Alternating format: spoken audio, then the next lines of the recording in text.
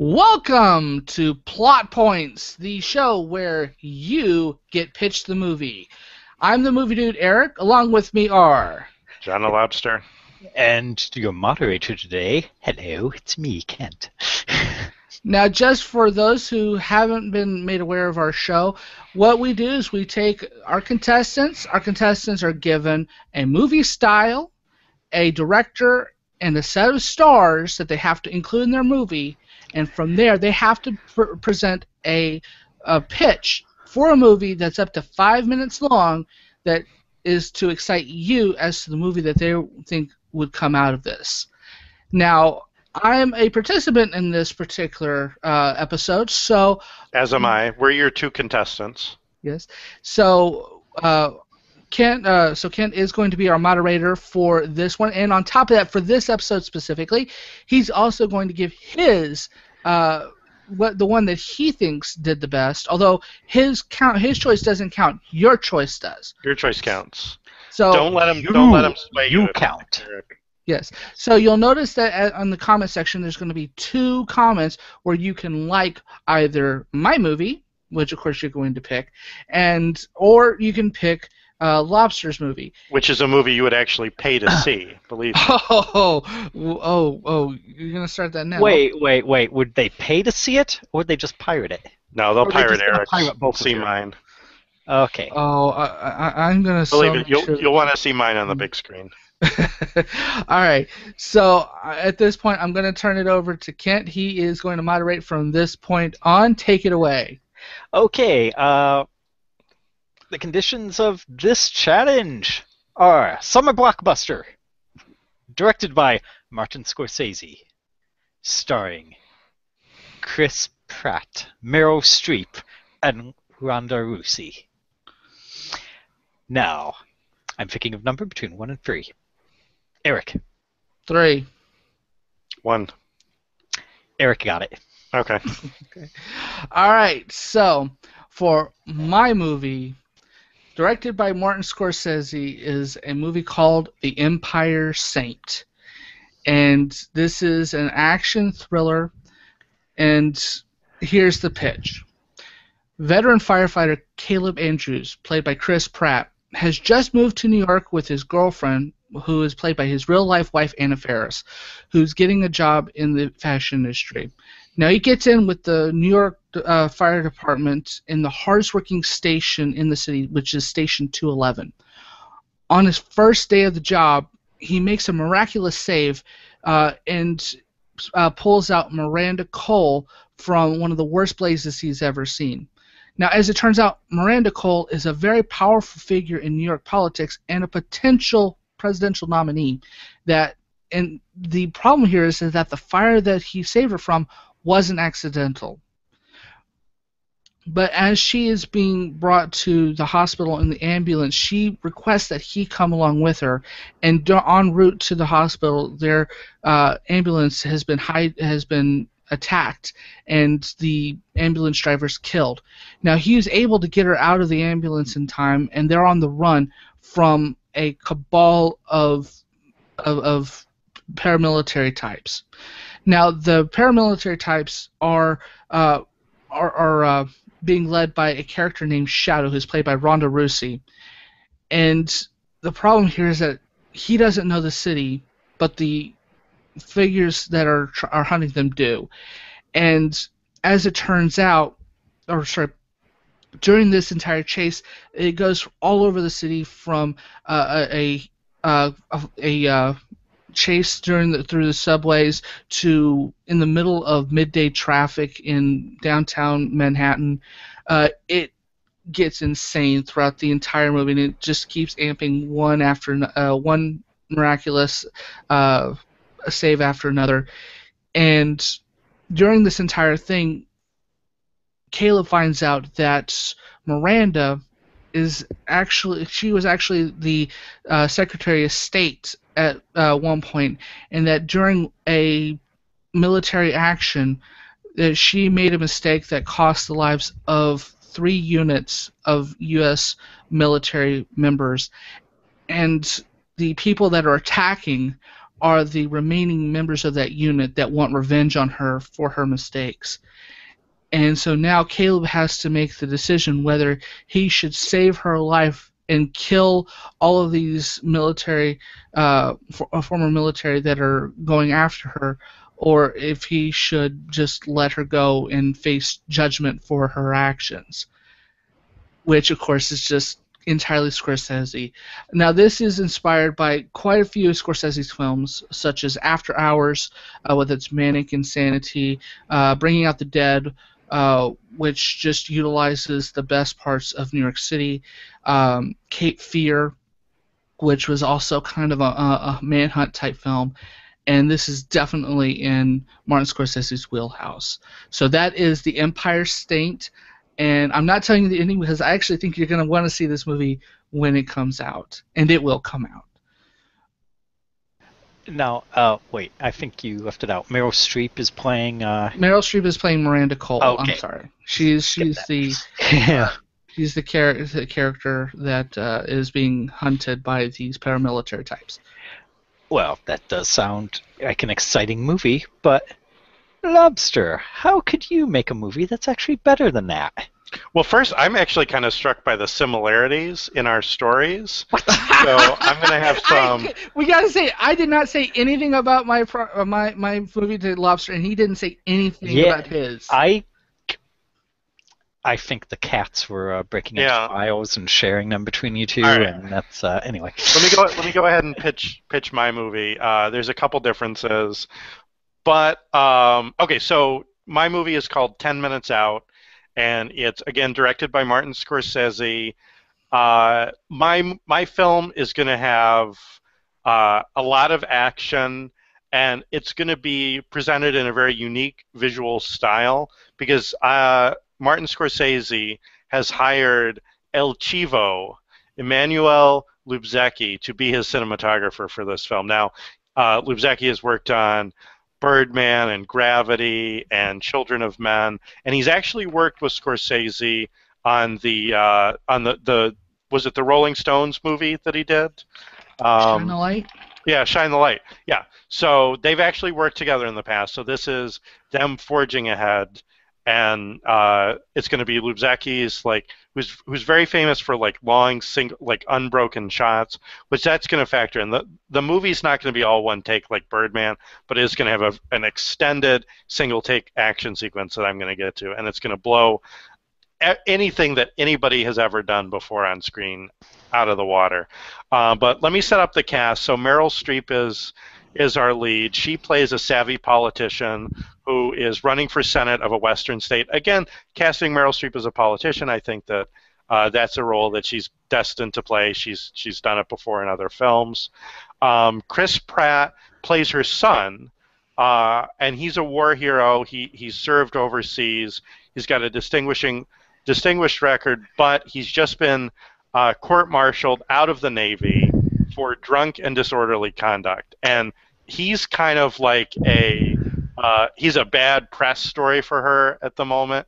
So in order to keep him under her thumb, she recruits him for her protection detail. So he's going to be placed as one of her bodyguards with Ronda Rousey, who's kind of tasked with keeping him in line and showing him the ropes. So after a debate against her opponent, who's played by one of my favorite character actors, Michael Gaston, who's shown up in The Leftovers and Jericho, and he's done a lot of great stuff. Streep and Pratt and Rousey board a plane, and they're traveling to their next campaign stop on the other side of the state, and that's when on board the plane, an attempt is going to be made on Meryl Streep's life by an assassin played by Jake Gyllenhaal, who is kind of channeling that really weird vibe that he put out in Nightcrawler a year ago. So he's kind of got that going on. So things on board the plane have gone completely chaotic, and that's where the single take starts. So from the start of the attempt, basically when we board the plane, we're just going to keep it as one unbroken shot, and the action is going to be crazy. There's going to be explosions and gunfire, and certain characters are going to end up outside the plane. Again, all one take, and somehow we're going to get back inside the plane. But believe me, it's going to be insane. And so this is Scorsese's take at like doing a big summer blockbuster in Scorsese style, and the twist that's going to come is when we find out that the kind of relationship that Meryl Streep actually has with Jake Gyllenhaal's character and the motivations that she has for inviting him on this plane. It's going to be very fascinating. So it's going to shock and astound.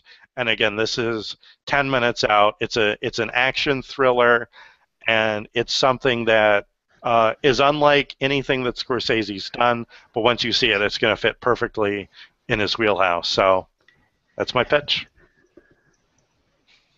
Now it's your turn. What are you deciding, Kent? What is your choice? Which one would you go pay to see?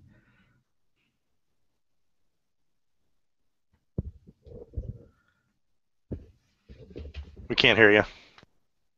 Oh, dang. Okay. Dang that muted mic. I was saying how I was going to write in Meryl Streep for every political office known to mankind. I mean, she already runs an empire. Come on.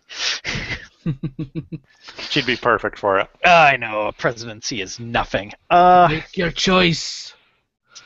Let's see. Both have very strong strengths. Both have a couple weaknesses that I could see. But Well, if you want to talk about those strengths or weaknesses, you can. I'd be curious. I don't know. I